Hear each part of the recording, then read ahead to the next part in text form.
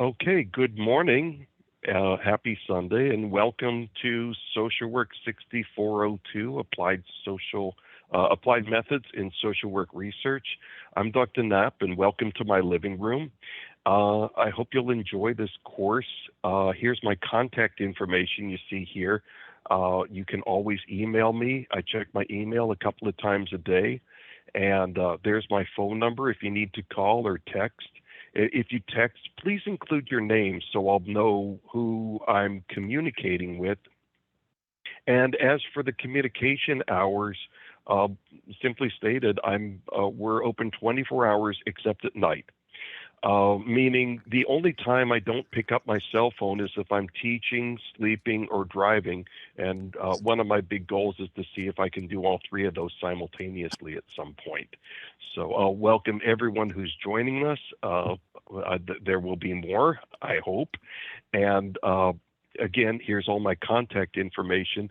So today my goal is to give you an overview of the course and run through what the first assignment would be. So we'll look at all the assignments and where the road is going, but not to overwhelm. I only want to focus in a stepwise fashion on the assignments. Of course, you have access to the syllabus, but we'll do assignment one. We'll talk our way through it today.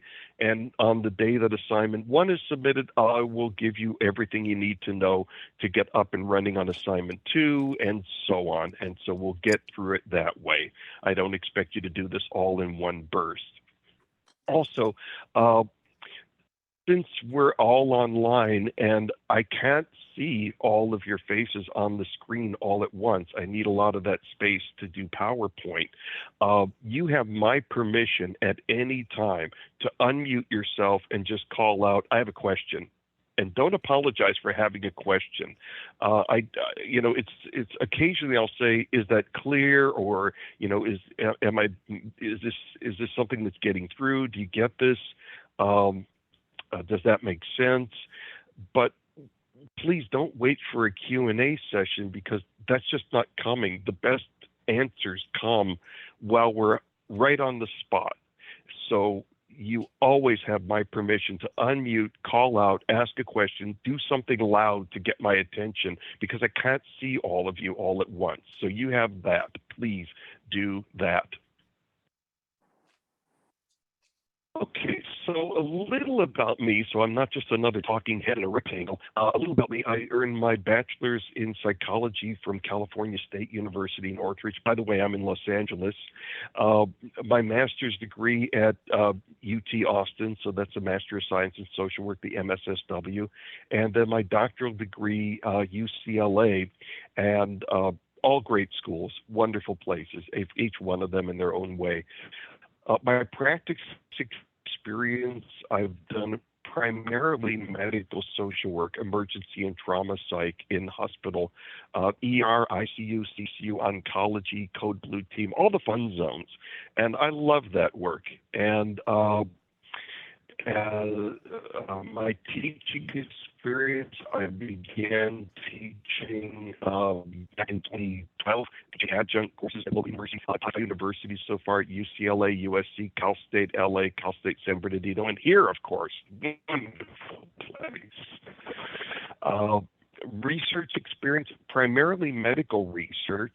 So if you're interested in anything in medical research, publishing papers or investigations of that nature, you're welcome to contact me anytime on that. Uh, did 9.5 years at the VA and medical research team there, and 5 years at another hospital teaching nurses how to conduct experiments, studies, publish them, and basically putting them through the equivalent of a master's program. The research methodology and statistics and publications, they did amazing work. I've also provided field instructions to students, and just one funny experience there.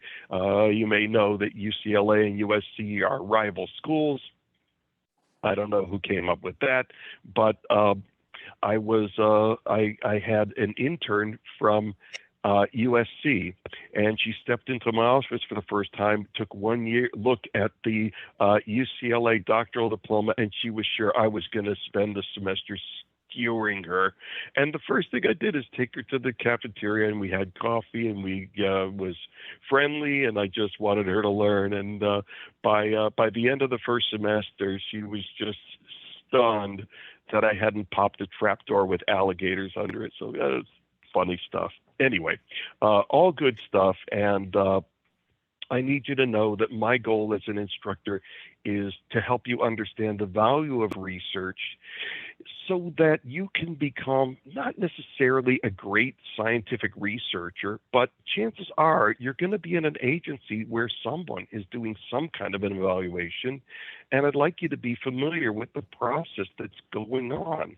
Further, the stuff that you're going to learn in this class is going to serve to help make you a more competent and confident consumer of social science information. As you know, we're in an evidence-based practice world, and for many of the problems or issues that you'll be addressing in the field, you're not alone. Chances are, big chances are, that someone or many someones have asked and answered the same questions that you're coping with, and that's in the form of social science publications, which is written in its own language. And if you're not familiar with statistics, you're just going to skip over the most critical part of the paper, which is the results section. And as you process statistics in this class, and I will make it within reach, I know we're not all mathematicians. I'm not a mathematician, but I can use statistics to get the answers that I want without peering into the complex formulas that the computer's going to do so elegantly for me. And with all that, you will be a sharper reader of this literature and make you much more qualified professional. And so that's my big goal, is we learn by experience, and this class will give you a hunk of that experience. So with that, why don't we take a little bit of time to introduce ourselves a little bit.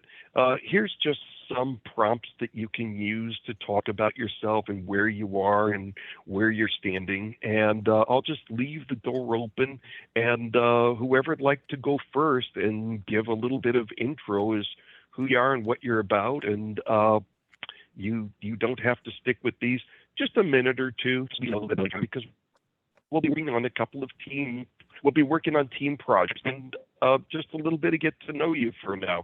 We'll have a little bit more time where we'll go to breakout rooms. You get to know each other a little bit more goal-oriented. But for now, a little bit of personal or academic intro.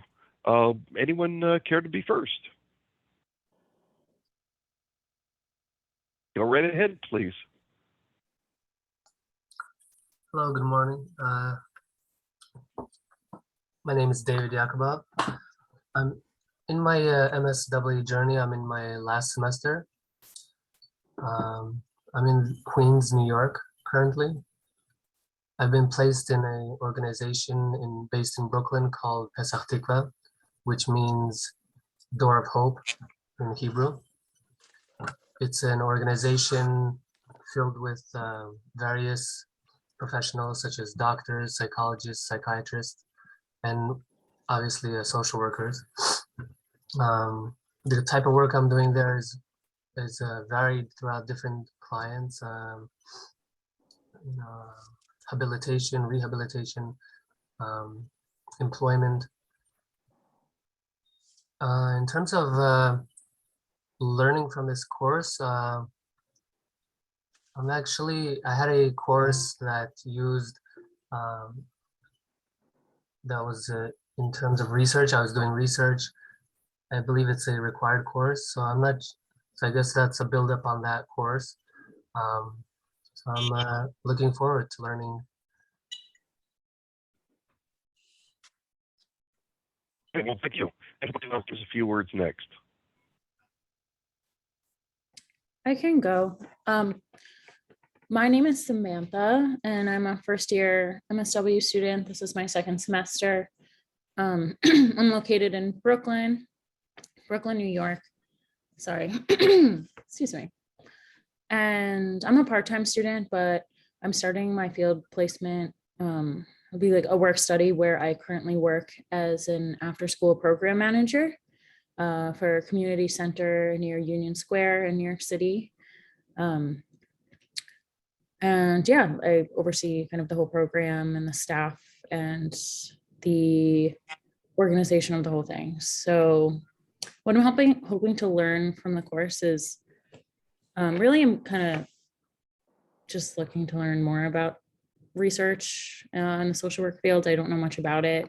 In total transparency, math has never really been like my strong suit. So I'm hoping to maybe like strengthen those skills and yeah, and apply it to social work research. So thank you.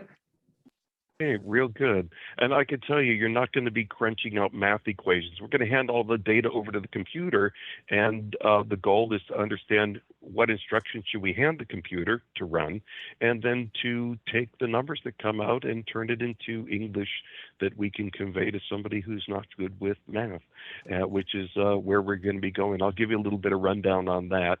I promise you, you're not going to have to learn the whole programming language. I'm going to hand you what you need to run your data. So that'll be as humane as possible. Thank you. And who's next? I can go.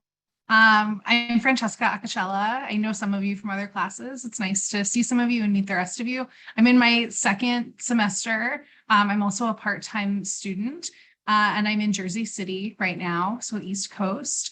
I don't do field work this year because I'm part-time, but I'm a lawyer. I actually practice law and I work at a law school now as a guidance counselor. So I work with a lot of students on their own sort of stress and anxiety in a really high stakes, high pressure environment. And my goal is to get over my anxiety about anything that involves numbers. I think even hearing we don't have to do math, still just hearing the word math gives me anxiety. So I want to conquer that. I understand, and you're not alone. I know this is not the class that people are thrilled to take when they enter a academic program in social sciences, but I will do everything I can to connect the relevancy of what we're doing here to the field work, and I'll make the MATH as gentle as possible. Promise. Okay, who else? Oh, sorry. No, please. My name is Sela, and I'm in Eugene, Oregon. This is my first semester in the MSW program. I'm a full-time student, and I haven't been placed for field work quite yet because I came here pretty soon to when the semester started.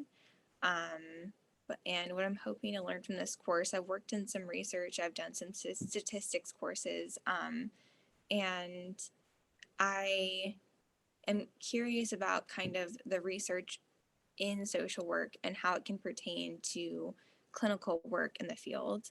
And yeah, I'm really curious to like learn more about it. Okay, thank you. I hope this will be useful for you. And who's next? My name is Bill. I'm in Colorado Springs, Colorado. I'm a transfer student actually into Yeshiva from Louisiana State University. So I'm not sure where that places me actually as far as length of time because I'm still getting some of the credits figured out on that.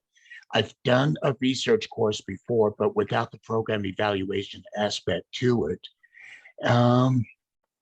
Field placement is technically I'm starting in the fall for the field placement because I'm a part-time student, but I work at the local Department of Human Services and Child Protective Services investigating allegations of abuse and neglect. And what I'm hoping to get out of this course is, as I discussed with Dr. Knapp before, is I'm thinking of taking the thesis route. And so I'm going to be doing a quantitative data and analysis, collecting an analysis for my thesis for that work. And that's where this course is going to be able to come in. Maybe give me a chance to evaluate different programs across the country regarding social worker attitudes towards members of marginalized populations and seeing how that comes out with some of the factors that influences what they feel, their attitudes and beliefs, and then maybe try to work around that type of issue. And I still understand MATH, what that means. Okay. Well, sounds like a powerful plan. Thank you. And who else is next? I could go. My name is Yadida. I'm in Long Island, New York. This is my second semester in Wartsweiler, but I'm just starting the field work now, even though I don't even like really have a field placement yet. I'm also like terrible at math. Like I was so nervous about this class. I did terrible in my like applied methods class in undergrad, but I'm hoping that like I'll have like a better, I guess, like background of it now. So maybe, but it makes me feel better that everybody else hates math too. So I'm not alone. But yeah, I don't know.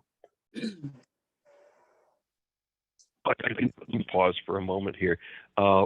With the prevalence of computers, some really good software has come out that you don't need a big, massive computer to run statistics. And I would say I've been teaching statistics for years by now, and I can confidently say I've even written a few statistics textbooks. And I can tell you that statistics at the level that we're going to be doing it has become like the least mathy of the maths, because we hand the data over to the computer and order it to carry out the analysis for us. And so what we're looking at the end is the results that the computer did all the arithmetic on, and then it's just our job to interpret what's coming out at the end. And so we're not really moving a pencil around running math. Okay, so it's going to be fine. It's going to be okay, I promise. Okay, so next, please. I guess I can go. My name is Erica Dorsey. This is my first semester. I'm currently located in Manhattan, but I will soon be a native of New Jersey. I have been placed at my my current job. I work for the Fortune Society. So I'm going to be doing my field work there. And I've been just having a little bit of anxiety in regard to this course, but it's very self-soothing to hear everyone else having the same fear in regard to the math part. I remember statistics back in undergrad and I didn't care for it then, but I guess we have to have this climb over that mountain, and here we are. Okay, we'll make things work, I promise. I'll demonstrate everything. I'm not going to leave any gaps. Who else haven't we heard from yet? My name is Judith Arnall, and I'm here in California. Started out my life in Brooklyn and grew up in New Jersey, but married someone from California, and here I am. So let's see, where have I been placed? I haven't yet, I'm new, and let's see, it's my second semester. I'm very eager and excited to learn everything I can. Very hungry student. I would love to work with adolescents. And I know that that's in of itself a whole issue of surprises. So I'm looking forward to learning how to balance that.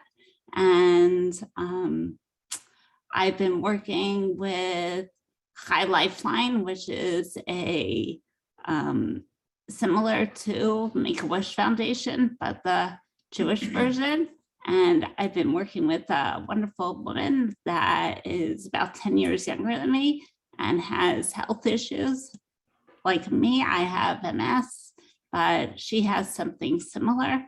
And I am there for her as a friend and mentor. And I'm looking forward to continuing and growing as a student. And I would love to give her everything that is possible. My son is 21 and is in college. So all of a sudden I have the secret tool of time. And I'm looking forward to learning and being the best I can at social work. Very good. Thank you. Math is not my forte. However, I did really well in college in finite math. And that was the only time I ever flourished in math. So I look forward to being Okay. under your care and learning a lot. Well, we'll make this work. We'll make this work. Okay, thank you. And who else would like to intro?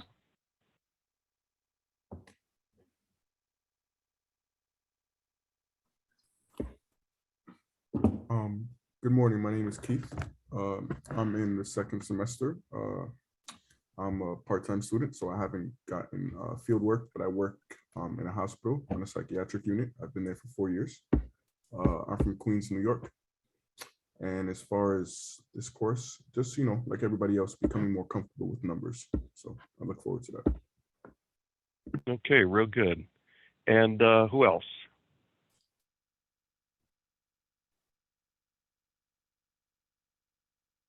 Have we heard from everyone already? Okay, so let's then move forward. go. Oh, go ahead. I haven't gone yet. Go ahead, please. Okay. My name is Ben. I am, this is my last semester. I'm actually in London visiting family, and so everything's a little bit off. But in general, I live in Brooklyn, Eastern Standard Time. Currently, I'm in a clinic, and this is my second year of field work. And yeah, it'd be nice to get more familiar with the research side and how to quantify data. I'm interested in that. And yeah. Okay, very good.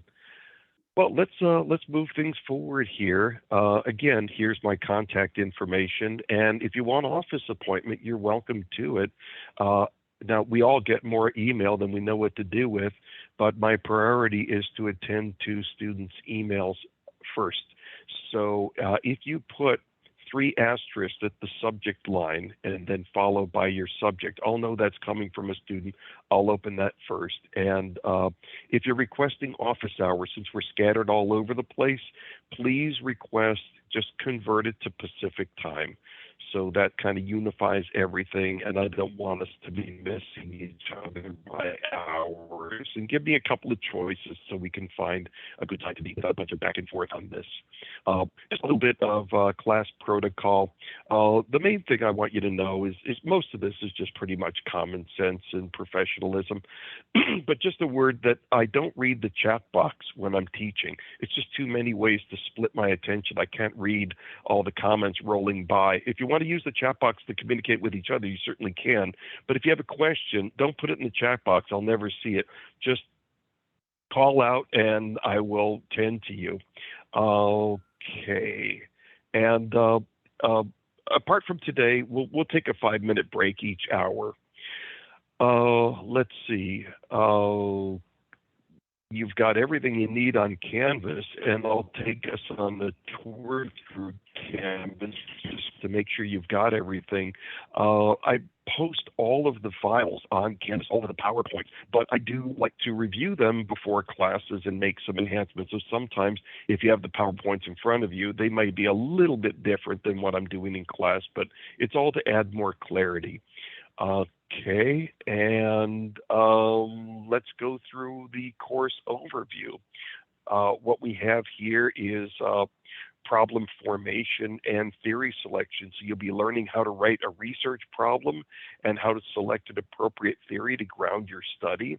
You'll go through the logic of a research design. We'll talk about different research designs and the pluses and minuses of each. Then we'll do some data analysis, which will get you skilled in taking numbers and turning them into a cohesive story through the analysis.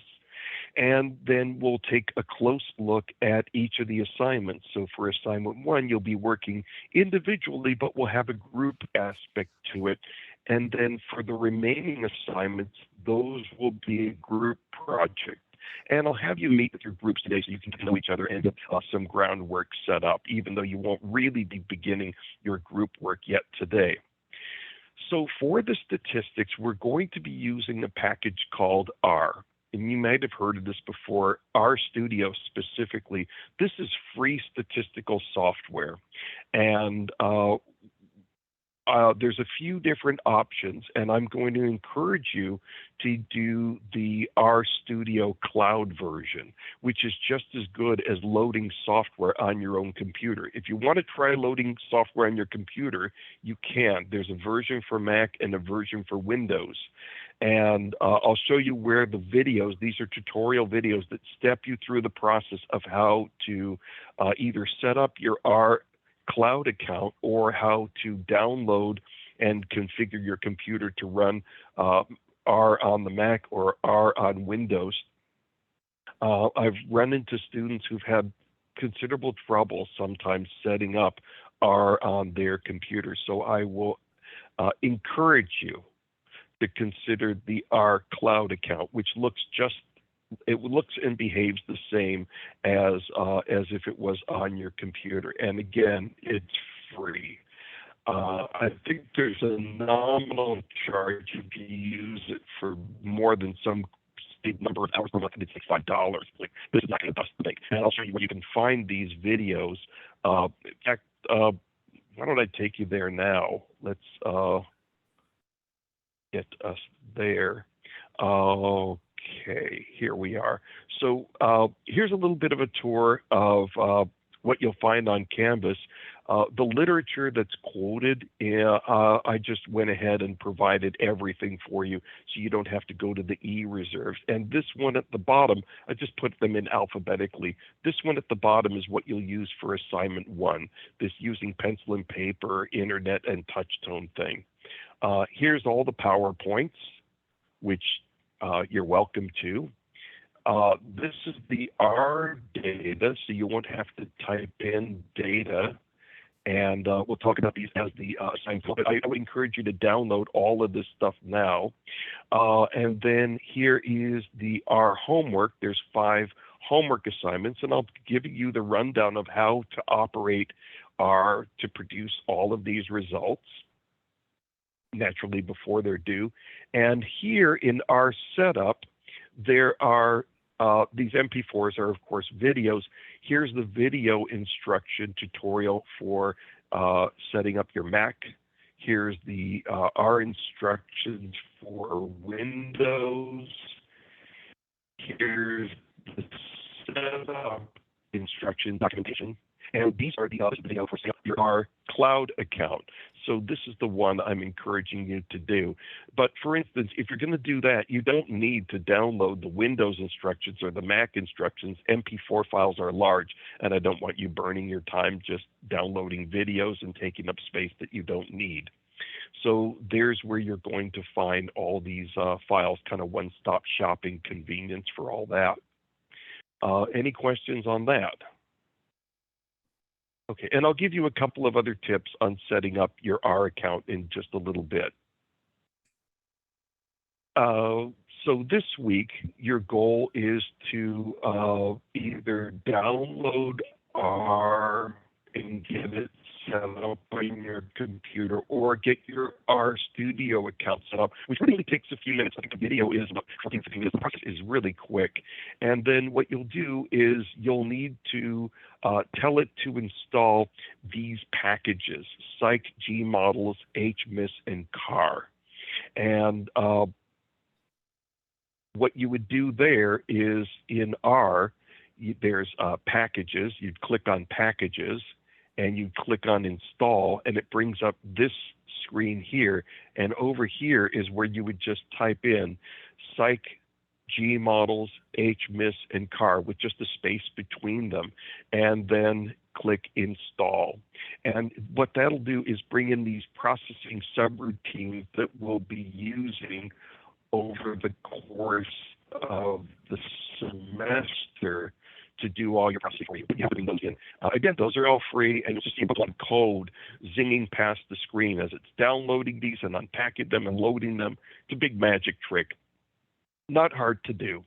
So once you're on the cloud, that's where you go. And just a little bit of preview of what R looks like. You'll see a screen that looks like this when you're up on the cloud, or whether you're operating on your own computer. And this is where packages is, just so you can see it on the bigger screen. Here's install, and when you click install, it brings up that window, and this is where you would type in HMIS and G models and all that, and click install, and it'll take off. Okay, and we'll be copying and pasting materials into R. While we're here, let me just show you what I have prepared for you. This is another one of the files that you'll download. This is the R Syntax Quick Reference Guide, which will rescue you from having to learn the cryptic codes that operate R. And I'm not going to run a demo right now. We'll get there when we get there. But these are the statistics that we're going to be running through this course. And what you'll see is, for instance, if you wanted to run descriptive statistics for a categorical variable, I know that sounds like Greek, but here's all you do. You would just pick up this piece of code, copy it, and then come over here into R and Control-V, paste it. And then all you need to do is replace the file name and the variable name and press enter, and it'll run. And the same thing for, let's take a look at a t-test. You would just pick up this block of code and copy and paste it into R, and this is where you would replace the file name here, and then you would enter the continuous variable here and the grouping variable there. I know that doesn't make sense now, but it will. I'm going to show you exactly how to do that. So you're not going to be held responsible for learning a whole programming language. You'll learn how to communicate with R, and once these commands are issued, it will kick out all of your calculations magically for you. You're not doing any math. I hope that settles things. I hope this just isn't, I don't want this to be intimidating. I want this to be clear on what I have for you and what you're going to be copying, pasting, and editing instead of learning a whole language from the ground up. So I hope that's more settling than unsettling. So a little bit about the course overview. Let's talk about the course overview. I'll talk about all the assignments, and then we'll circle back and go into details on assignment 1. And once assignment 1 is submitted, this is where I'll go and we'll do some focus on assignment 2. We'll just keep going like that so you're not hit with a giant load of everything to do all at once. So for the course overview, the individual work that you'll be doing is assignment 1, which is a critique of a research article that I showed you. It's the last article in the literature module on Canvas that you'll pull down. And there are 5 R homework assignments to do. And those will be done individually. But as you'll see, the assignment 1, there's actually a group component to that also. And then the group work is you'll be conducting an analysis of a student survey that the school conducts every year. And you have that data in our format, and you will do some analysis on selected variables. Your team will select two pairs of variables to analyze. You will do some literature review on understanding the story behind those variables as it pertains to the educational realm, and your team will assemble and submit a research report. And again, we'll discuss assignments 2, 3, and 4 as the semester progresses. But for now, let's take a look at assignment 1, the research critique article, which we're going to do some group work on next week. So this is about critiquing a paper that I hope you'll find generally interesting about research methodology. The title of the paper is is using pencil and paper, computers, and touch phones for self-administered survey. Does methodology matter? And this was published some years ago, but it's still relevant findings. I hope you'll find it interesting, enlightening, because there's so many different ways to go. And the question is, if we go this way, do we get a different answer than if we went a different methodology? So this is the paper you'll be critiquing. I hope you find it interesting. And what we're going to do in our next session is a group think discussion. So I'm going to go over the 10 outline points of the assignment 1 paper that you're going to write. It's going to be about 2 to 3 double-spaced pages. It's not a huge project, but I would encourage you to have the questions in front of you as you read through the paper and take some notes along the way, because next week we're going to revisit each one of these questions, and I'm going to engage you to discuss what your opinion was, what your findings were on each of these points. And by hearing your peers' ideas also, this will help you to solidify your thinking and fill in gaps in your own thinking so that you can go off and write a really strong paper, get kicked off in a good positive direction. So the first question is about what is the purpose of the study? What is the phenomenon being studied? Is it clearly articulated? And then the next question is, what was the need or the rationale for this study? Next is about sampling. And if you're not completely versed on sampling, just describe how the data was gathered.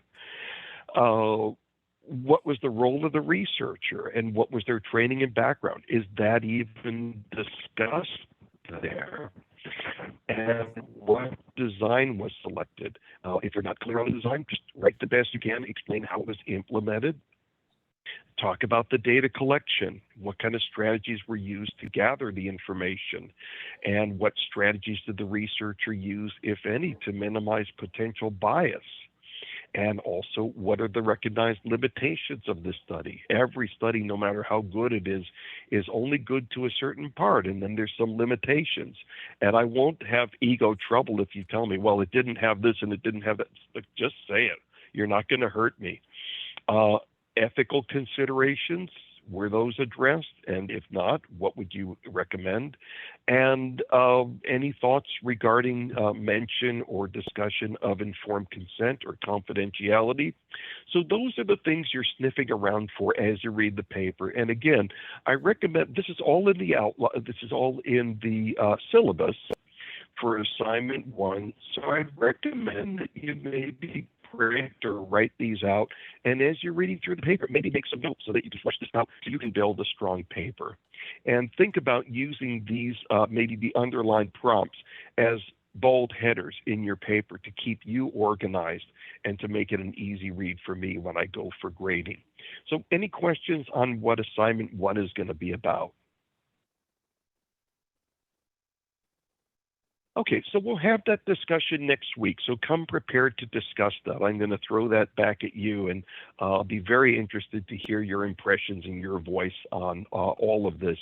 And there's not a bunch of you'll find it's in very straightforward language. There's not a bunch of jargon that's going to make it difficult to read or understand what's going on in all this. Okay. So it's an individual assignment with a group aspect to it. We're going to have that group conversation. And then again, individual assignments, there are 4 to 5 hours on course. Use the R syntax quick reference guide that I showed you, and I'll show you exactly how to do that. In fact, for everything you're going to do in the homework, I will show you sample runs, not on the data that you're going to use, but on a different data set. And that way you'll get a feel for how to run your data and how to document your findings. I'll show you how to do all the operations, and then you'll go off and do it yourself. And the other nice thing is, of course, you have the syntax guide, and you'll have access to the videos. And students have told me that it's useful for them to download the videos and play back from a certain part and pause it and run, and pause it and run their statistics. So it's like having a very alongside your homework action. Well, we already looked at Canvas, but let's take a look at the syllabus together. Let me get to the syllabus. Here we go. Okay, so here's the syllabus, and I'm just skipping to page 3 where we see the assignments. So assignment 1, that's due the 4th session, and that's the critique of the research article. And here's the article, and we're looking for about 2 to 3 pages. And I'm a big fan of concise writing. More words doesn't mean it's a better paper. If you can say things concisely, you'll have my gratitude. Don't leave things out, but longer isn't necessarily better. And here's the 10 topics that you'll be addressing in this order for the paper. And please consider using these as section headers so I can navigate that you really did address each of these parts. Okay, assignment 2, this is where we're getting into our group project, and it'll be to produce a table like this. That'll be due the 7th session. And of course, I'll give you guidance on the database that you'll be analyzing and the variables contained in it, and your group will select 2 pairs of variables, and you will be qualified to document and build a table like this that matches to the variables that you'll be using, and this will go into your reports. The 8th session is a literature review. That'll be due the 8th session, and this will pertain to the variables that you select to analyze is get some literature detailing that. So for instance, if you're interested in the relationship between, say, gender and age of students, essentially asking the question, what is the average age of students, and is there a difference between the average age of males and female students? You'll find some literature on that. And if you can't find literature that speaks to the ages of male and female students, then you could do 2 separate literature reviews. One is on the age of students, and maybe a separate literature review on the gender of students. What percentages of the student population are male and female, and maybe you'll look into that in terms of social work education. So we'll go into the details of how to go about the literature review based on the variables that your team has selected. So it follows, we're not just grabbing variables. We want to know a little bit of backstory of what's going on with these variables in terms of the literature. Instead of just looking only at the sample, what do we know on a broader scale?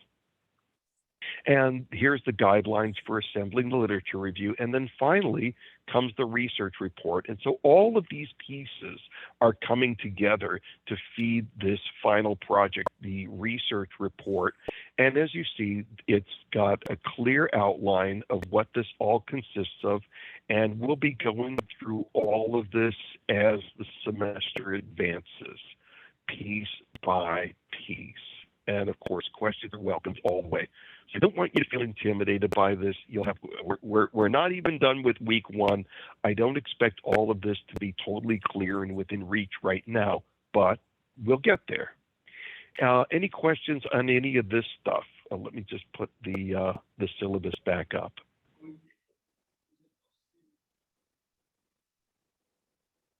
Okay. So let's move on then. And we'll take a look at our group work. So I'm going to divide you into 2 groups, and I'm going to give you some breakout time today to talk to each other and kind of get to know each other, even though the group assignment isn't really beginning today. I think it's a good opportunity for you to kind of get to know each other and what your skills are. So this will be the majority of your work that'll be done for assignments 2, 3, and 4 in the class. They'll be done as group. And what I'm going to recommend that each group do is to appoint or select a team coordinator. And the job of the team coordinator, they'll do their fair share of the work too, but they're going to work along the lines of making fair task delegations and take into consideration what each member's task preferences are.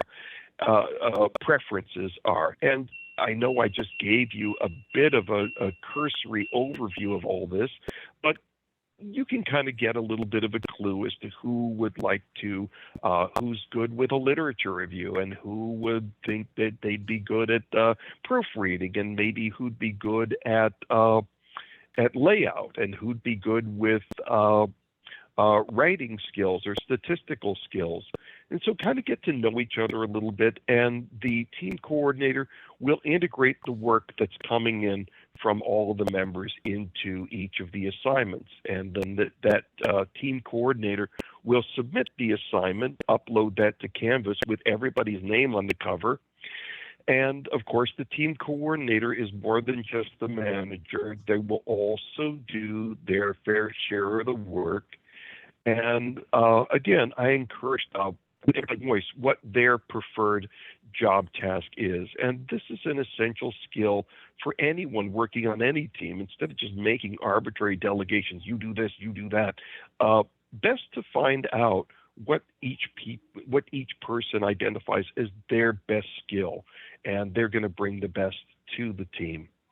And along with your final project, you'll write a brief summary of the conduct of each member, and you'll talk about their attitude and what their performance was.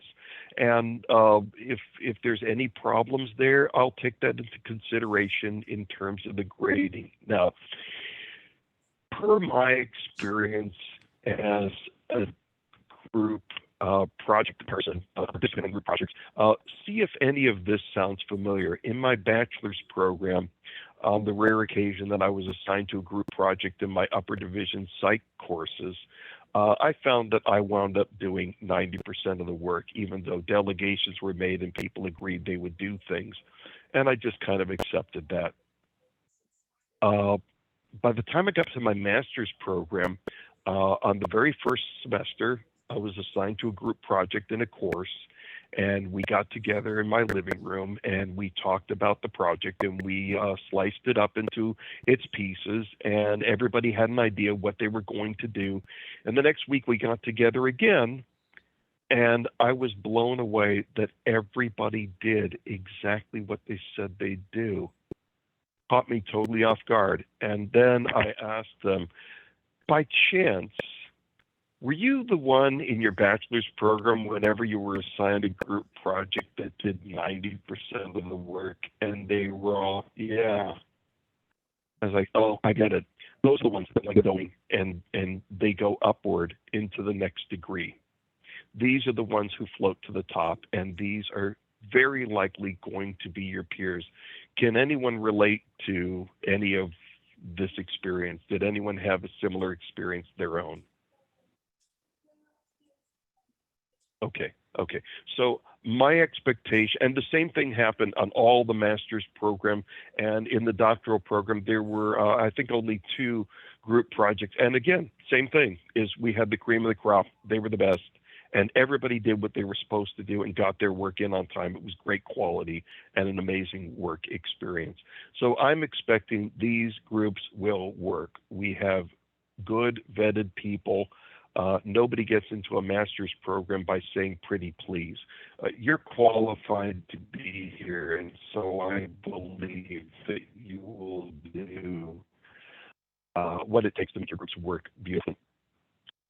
In the initial meeting today, I'll put you in your breakout sessions for about 15 minutes and use it as a meet and greet. You might want to establish a group code of conduct, your commitment to each other of what you will do. Just as a rule of that, I have a friend who did some acting, and he said the director just briefed everyone, here's my expectation of you. Know your lines, be on time, and be kind to each other. Like, wow, you don't need a whole Declaration of Independence to set up good guidelines. So if you feel comfortable, come up with the principles that your group will adhere to, the do's and don'ts, whatever you think is right for your group. And I'll ask you, you're even welcome to document your code of conduct and we'll report back and talk about what happened and what your findings were in each of the groups after about 15 minutes or so. Any questions on this? Okay. So with that, this is the group delegations that I have, and let me go in, put the breakout sessions. It takes me a moment to put students into the breakout session, so please just be patient for just a moment here. And let's see. Jessica, Erica, William, and then for group 2, I'm going to put everyone else. Okay, I'm going to go ahead and open the breakout rooms now and have a good conversation, enjoy each other, get to know each other a little bit. And the goal is not to produce a project now. This is a meet and greet. I'll give you about 15 minutes. There is a way to message me during the breakout time, and also there is a way that if you want, I can jump into your group and then jump back out of your group. So that's an option too. So any questions before I kick off the breakout sessions? Okay, well, have a nice meeting with each other, and I'll see y'all in about 15 minutes.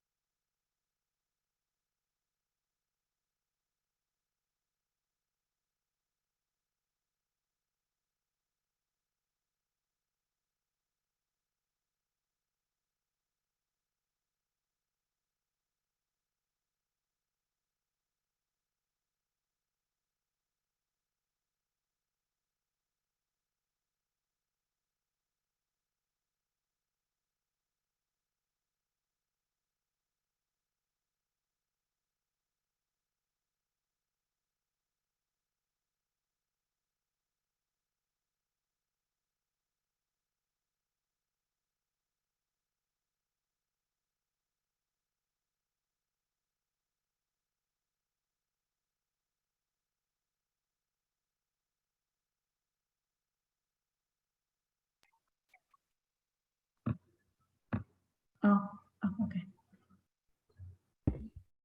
Okay, everyone. Hello and welcome back. I hope you had good breakout time together. And let's just take a few minutes. Maybe a representative from Group One. Tell us a little about what your initial encounter with your group was about and how things went, or any questions you might have. We were doing rather well, but we got interrupted. I'm not sure what you were saying, Bill. You started this on a sentence that wasn't concluded. You're the only email we didn't get in the group. Oh my gosh. Okay. That's not surprising. I'm just telling you, this is my, not my thing. I have to figure that out. How do we do that? I'm not sure. Do I go into chat? Yeah, you can go into chat now and just put your email, and then we'll just copy that down. You put your email right there. Okay. Oh yeah, Whichever- good thought. Everyone should have each other's email IDs for the groups. Yeah. Basically, we just have to know who each other were. We decided on how we're going to meet when we do meet, things of that nature. We couldn't really discuss on brass tacks of who, what, where, when in regard to who's going to be assigned to what, because we haven't exactly gotten our task. Once we get our task, then we can figure out, we talked about strengths as well, what, who's good at what, and things like that, just so we can get a flow of how we may move. Yeah. So we did the best with the information that we had. Well, it sounds like a good plan. As long as you have a little bit of familiarity with each other, as the projects emerge, you'll get a better image of what's going on in each one, and it'll become clear of who's going to be the best to pair up or to work on any one part of this. So good that you got that foundation. And my goal is that, for instance, today we're not going to need the full time. And what I like to do at the end of the class, if there's spare time at the end, I'll just put you in your breakout rooms, and then you can, if you need to do something, you can do it. If you don't need to do something, you can log off. And I will give any spare time left over to breakout rooms when the group project begins. So that should help cover that everyone has common time together here. I'll give you all that. And usually I do wrap up a little bit early, so that'll be something in your pocket. How about a few words from the other group, please? Wait, can I just say I'm still having a challenging time sending my email. Okay, Judith, go down to the bottom of the screen and you might see what is a black taskbar, and in the middle it'll say chat. No, we're already there. We're in there already. She already put her email, but do you guys don't see it? I don't, she can't send, it's not sending. How do I send this to you? Could it be sending to like an individual instead of everyone? It says everyone. Hit enter after you typed in your email address, and that'll select enter button. Where's the enter I button? don't know. I can do return. Is that what you mean? No, you gotta push it, enter. No, I think that's what I mean. Sorry, Professor. I did. It's not. Oh, no troubles. Yeah, sometimes you have to select to everyone. I think that's the default. But if somebody sent you a message, then suddenly you're only going to be writing back to them. So select everyone, type in your email ID. Also, if you know someone's name, group, did it work? No, it says everyone's name here, but it doesn't send chat to everyone, and I did Right, and up at the top, select everyone. It's I already. did it already. And then after that, type in your message. Okay, I'm not seeing it in the chat box. Right. Maybe someone from your team can email you, and then they can get the list of email IDs. Did somebody take that on? Judith, I just sent you a message. If you see it, just type in your address to that, and then go ahead and hit your return key or enter key, and that should hopefully get it to me, and then I can share it with everyone. Okay. Good plan. That'll work. All right. Thank you. How about any updates from our other group?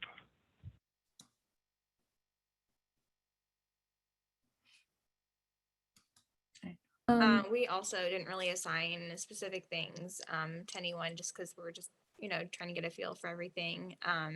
We created a group chat and kind of agreed that we're thinking of this as group work and to kind of check in with everyone if there's any communication errors, and to really have it as a collaborative process to work together and not kind of leave everything on one person.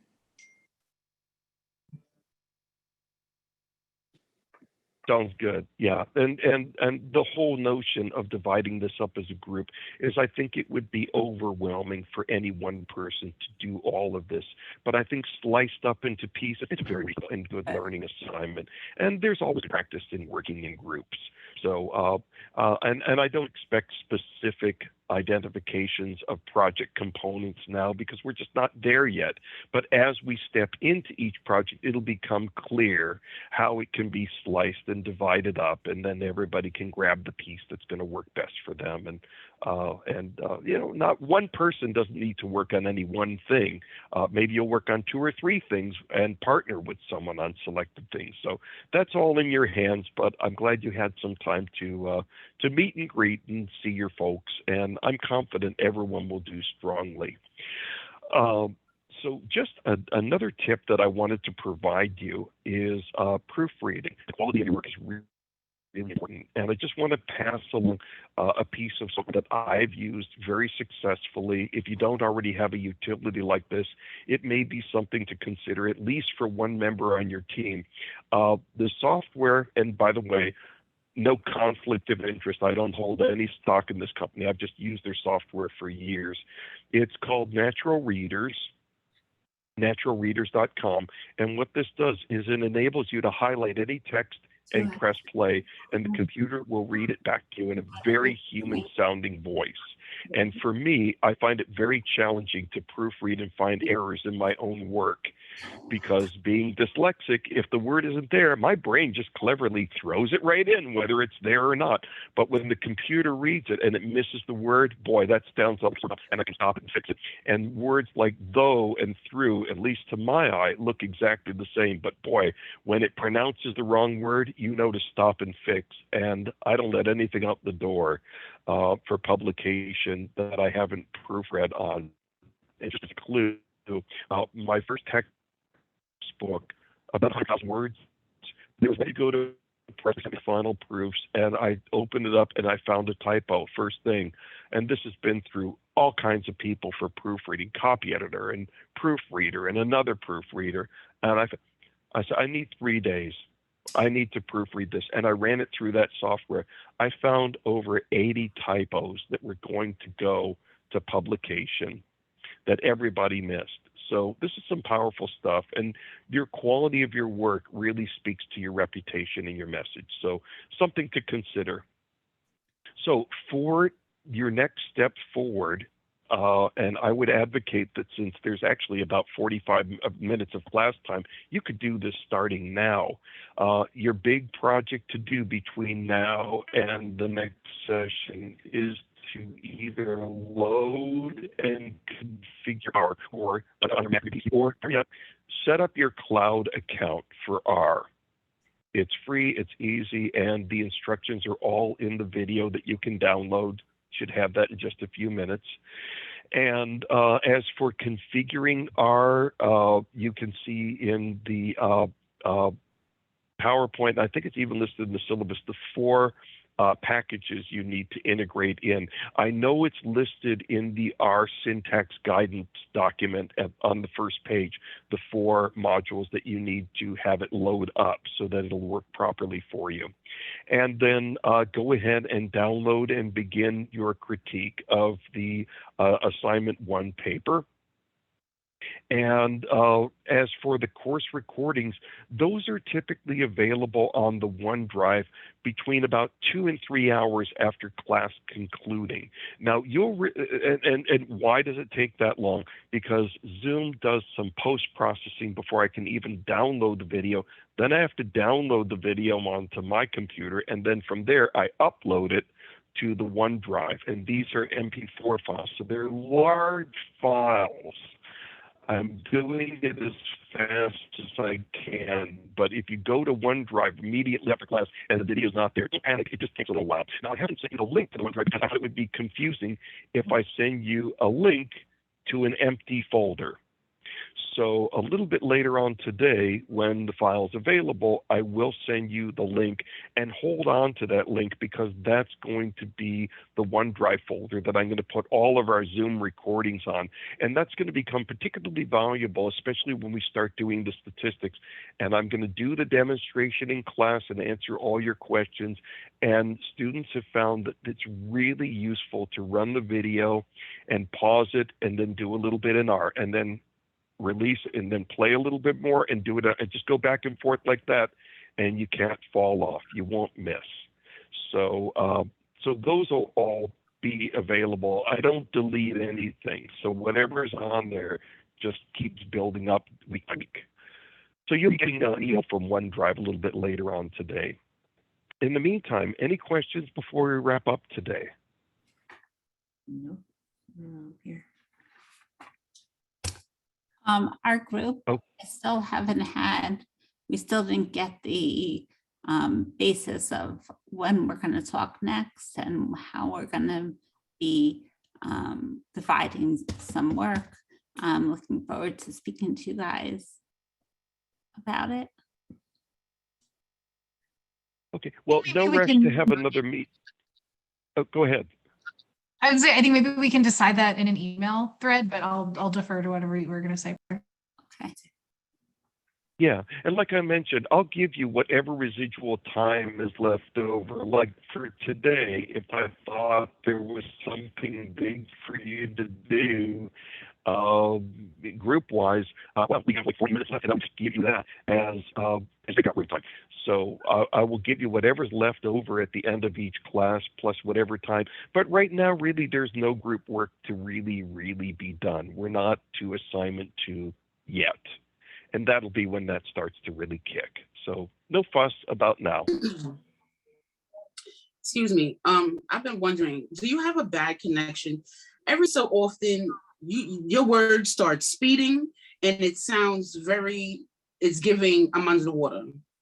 I don't know what's going on. That was something that was actually brought up in our group. Your words are either coming off very fast or sound starting to break up and sound very compute. I thought at first it was just me, so I didn't say anything, but yeah. Okay. Okay, thank you for that. Are others experiencing something like that also? Your speech slows down and it slurs robotically. That's curious. You know, the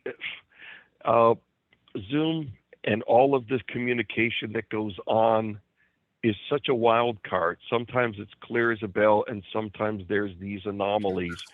The only thing I can do is switch from telephone to computer for audio. Let me try that now, just as a little experiment. Let's just see what happens. Hang on just a second here.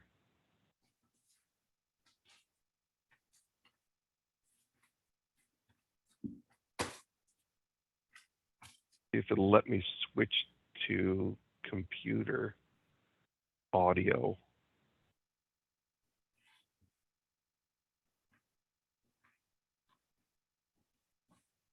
I'm having trouble with that. Sometimes I switch from telephone to computer audio. Sometimes one's better than the other. Usually the telephone's better, but all I could do is apologize that this isn't the perfect system.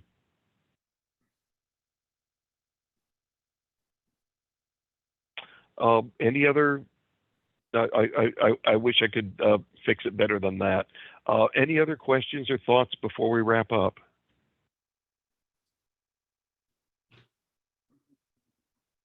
Okay, so once again, just a word or two. Oh yeah, go ahead. I'm sorry to interrupt. Sorry to inflict it. Just a quick question. There is no other texts that we're going to need. Everything's going to be on Canvas, on the R syntax and stuff like that. There are no textbooks, anything that need to be for the reading or anything like that in regards to this class. Well, you look at the syllabus regarding all the reading texts. Okay, and once again, regarding statistics is, again, I'm not here to turn this into a math class. It's a statistics course, and through the computer, I have no intention of you learning formulas or showing you square root signs or anything like that. We're not going to do that. We're going to guide the computer on which variables we want analyzed, and we'll show it which test we want it to run. And then the big goal is to meaningfully document what results the computer is producing. But you're not going to be responsible for running arithmetic, and you're not going to be looking at complicated algebra equations or anything like that. So if that helps to lighten your stress, please understand that. It's going to be a very humane thing, and I'm going to demonstrate everything. I'm never going to turn you to a book and say all the instructions you need for running a t-test are on this page. I'm never going to do that to you. And if looking at that stuff makes you nervous, skim it and just understand I'm going to take you through all of that. And you'll get it from the class, and you'll have the recording, and you'll have your notes, and you'll have our reference sheet. So you're not going to be lost. I promise you that. This is going to work.